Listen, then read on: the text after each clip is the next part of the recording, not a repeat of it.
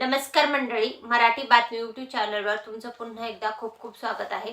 शिर्डी येथे राष्ट्रवादी काँग्रेस पक्षाचं जे शिबिर सुरू आहे तर त्याच्यामध्ये राज्याचे अन्न व नागरी पुरवठा मंत्री धनंजय मुंडे यांचं जे भाषण झालेलं आहे त्यातून आपल्याला पाहायला मिळतं की पक्ष नेतृत्व जे आहे तर अजितदादा पवार यांच्याकडनं बळ मिळाल्याचं पाहायला मिळालेलं आहे। आणि धनंजय मुंडे यांनी स्वतःला अभिमन्यू न सांगता मी अर्जुन असल्याचं जे विधान केलेलं आहे तर त्याच्यावरच पूर्ण चर्चा होताना दिसत आहे। तर ही चर्चा कशा पद्धतीने झालेली आहे आणि या भाषणामध्ये त्यांनी काय मुद्दे आणि त्यांचं काय मत मांडलेलं आहे तर त्याची संपूर्ण माहिती देणारा व्हिडिओ मी तुमच्यासाठी घेऊन आलेले आहे। व्हिडिओला सुरू करण्याच्या आधी तुम्ही जर आपल्या चॅनलवर नवीन असाल तर चॅनलला सबस्क्राइब करा, व्हिडिओ लाईक करा आणि तुमच्या सर्व फॅमिली मित्रमंडळीपर्यंत व्हिडिओची लिंक नक्की शेअर करा। तर संतोष देशमुख हत्ये प्रकरणानंतर धनंजय मुंडे यांना भरपूर मोठ्या प्रमाणात टार्गेट करण्यात आलं होतं असं अन्न व नागरी पुरवठा मंत्री धनंजय मुंडे यांनी आपली खदखद जी आहे मनातली ती बोलून दाखवलेली आहे। शिर्डी येथे भरलेल्या राष्ट्रवादीच्या शिबिरामध्ये भाषण करताना आपली खंत त्यांनी मांडलेली आहे। तर काही जण मला टार्गेट करत आहेत पण मी अभिमन्यू नसून मी अर्जुन आहे असंही ते म्हणाले आहेत। अभिमन्यू सारखा धारातीर्थी न पडता मी अर्जुनासारखा लढणारा आहे। तर असं धनंजय मुंडे यांनी आपल्या भाषणात सांगितलेलं आहे।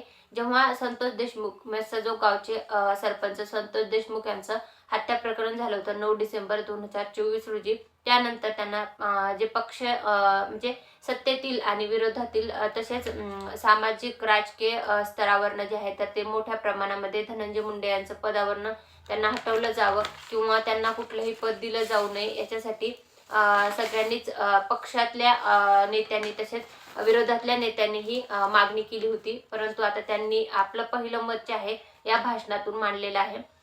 धनंजय मुंडे यांनी सगळे आरोप जे आहेत ते आजच्या भाषणातून झटकून लावलेले आहेत। अजित पवारांकडनं ही धनंजय मुंडेच्या भाषणात झाल्यानंतर त्यांचं कौतुक करण्यात आलेलं आहे। मुंडेंनी आपल्या मनातली जी गोष्ट आहे तर शिर्डीतल्या शिबिरामध्ये जी मनातली खंत आहे तर ते शिर्डी येथे जे शिबिराचा कार्यक्रम आहे तर त्याच्या भाषणामध्ये बोलताना बोलून दाखवलेली आहे।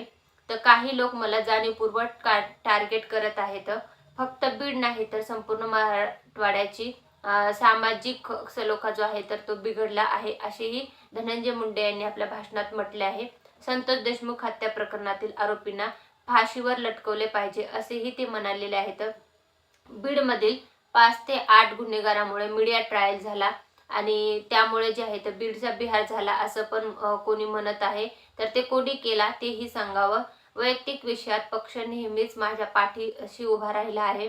माझ्या देहावरील अग्नीचा धूर देखील त्यांची परतफेड म्हणजे पक्षाची परतफेड करू शकणार नाही असंही त्यांनी आपल्या भाषणात म्हटलं आहे।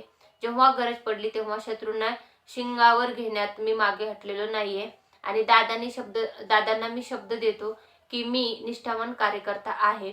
उद्या माझ्यावर कोणतीही जबाबदारी दिली तर ती जबाबदारी मी पूर्ण करेल अशी मी त्यांना सांगतो आणि टीका करण्याची वेळ आली तर मी टीकाही करू शकतो असेही धनंजय मुंडे यांनी म्हटलेले आहे। मी अभिमन्यू नसून मी अर्जुन आहे। अभिमन्यू सारखा धारातीर्थी न पडता अर्जुनासारखा लढणारा मी कार्यकर्ता आहे असेही धनंजय मुंडे यांनी आजच्या भाषणामध्ये म्हटलेलं आहे। आणि यानंतर अजितदादा पवार यांच्याकडनं धनंजय मुंडे यांचं कौतुक करण्यात आलेलं आहे। परंतु पक्षातील नेते आणि विरोधातले नेते त्यासोबत सामाजिक स्तरावरनं धनंजय मुंडे यांच्या जे पदावरनं त्यांना हटवलं जावं याच्यासाठी मोठे प्रयत्न केले गेलेले आहेत, परंतु पक्ष नेतृत्वाकडनं त्याला बळ देण्यात आलेलं आहे असं आपल्याला यातून पाहायला मिळत आहे। तर ही होती धनंजय मुंडे यांनी शिर्डी येथे राष्ट्रवादी काँग्रेसांचं जे शिबिर चालू आहे त्यात केलेल्या भाषणातील ठळक माहिती। तर ही माहिती जी आहे तर ही बातमी तुम्ही तुमच्या मित्रमंडळीपर्यंत नक्की शेअर करा। तुमच्या काही शंका असतील, तुमचे काही मत असतील तर कमेंटमध्ये नक्की नोंदवा। व्हिडिओ आवडला असेल तर व्हिडिओ लाईक करा। नवनवीन व्हिडिओ अशाच प्रकारच्या बातमीचे व्हिडिओ आपल्या चॅनलवर घेऊन येत असते ते पाहण्यासाठी चॅनल सबस्क्राईब करा। धन्यवाद।